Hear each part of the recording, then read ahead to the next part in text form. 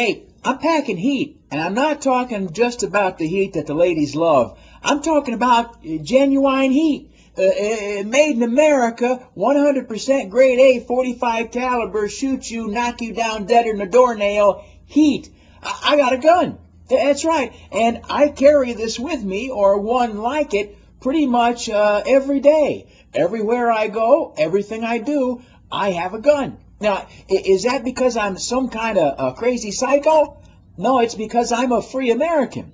Because the Second Amendment of our Constitution says that we Americans have the right to keep and bear arms. I'd like to talk to you about those two words and what they mean.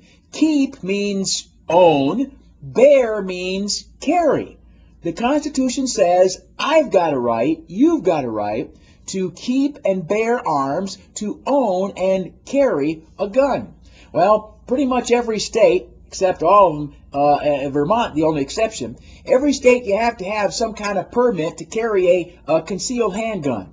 It's too bad that that's the way it is, but it is the way it is. The purpose of this commentary today is to suggest that maybe you might like to join me in packing heat. You say, but Bob, won't that lead to some kind of dangerous society? Not at all. An armed society is a polite society.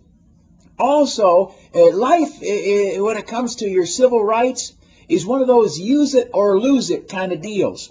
And I think that the right to keep and bear arms is something that you either ought to use or you might be in danger of losing.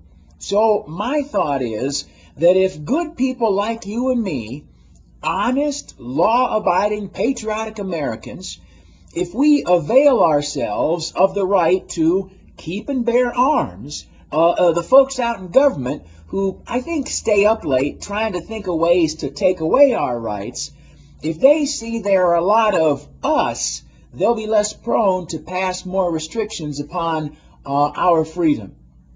There's another point beyond just the Second Amendment. There is an aspect of natural law which says that you have the right to defend yourself. You know what? We've all got the option of calling 911, and I appreciate it when those folks come lickety-split. But you know what? When somebody is after you or your family, and the only thing that stands between your family and disaster is you, my philosophy is it's best not to be alone. Let me quote somebody, a pioneer settler way out west, a man named George A. Smith. He, in the late 1800s, said words that were just as true then as they are now. And let me quote. He said, "It's better to carry a gun for 20 years and not need it than to need it for 5 minutes and not have it." Think about that. And think about joining me packing heat.